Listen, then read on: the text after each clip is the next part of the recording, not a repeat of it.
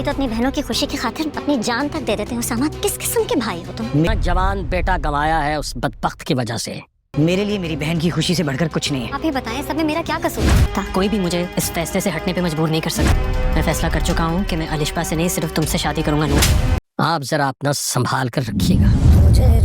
इसे आज यही खत्म कर दो, क्योंकि जो तुम चाहते हो ना कभी नहीं हो सकता। अस्सलाम वालेकुम नाज़रीन, रस्म वफ़ा ड्रामे की नेक्स्ट एपिसोड में देखेंगे कि जब से उसामा ने मना किया नूर से शादी का, तो ज़ारा के घर में मसले शुरू हो गए हैं।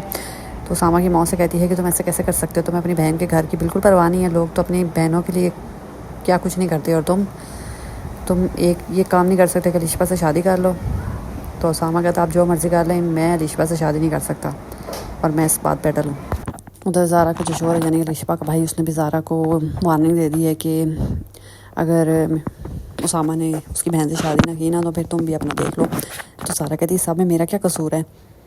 तो फिर ज़ारा सोचती है, इसीलिए वो अपनी मॉम को मना कर रही थी कि उसामा और अलिशबा के रिश्ते के बारे में मत सोचें, क्योंकि अगर उनके रिश्ते पे इफेक्ट पड़ेगा तो शामत उसकी भी आ जाएगी। और वही हुआ।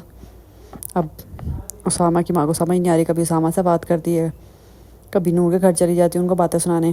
कसूर अपने बेटे का है जो शादी नहीं करना चाह रहा अलिशबा से। नूर और उसकी माँ को बातें सुनाने चली जाती है।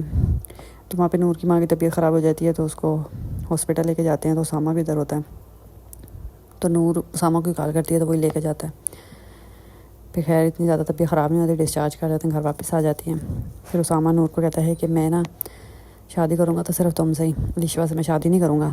तो नूर आके थप्पड़ लगाती है उसामा को और कहती है कि जो तुमने बात की है ना, ये अभी और इसी वक्त ख़त्म हो जानी चाहिए, समझ आई?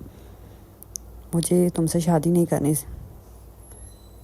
तो उसामा कहता जो मर्ज़ी हो जाए, करूँगा तो मैं अलिशबा से भी नहीं। उधर इरम अलग उसामा की मोहब्बत में रो रो के पागल हुई हुई हैं छठी जगह। और फवाद का बाप, वो तो उसामा को माफ़ करने को तैयार ही नहीं है। अब जहाँ कहीं रिश्ते की नूर की बात चलती है, तो वहाँ पे पहले पहुँच जाता और कहता है कि मैं तो अपना जवान बेटा खोया है इसकी वजह से, बल्कि अब तो नूर लोगों के, वो अब अलिशबा लोगों के घर पहुँच के कि उस बदबख्त उसामा की वजह से मेरा जवान बेटा खोया है, तो आप भी अपना देख लें उसामा से शादी करने की अपनी बेटी का। चलो ये तो उसामा के लिए अच्छा ही हो जाएगा, क्योंकि वो तो ख़ुद भी नहीं करना चाहता अलिशबा से शादी। वैसे रिश्ता ख़त्म होना हो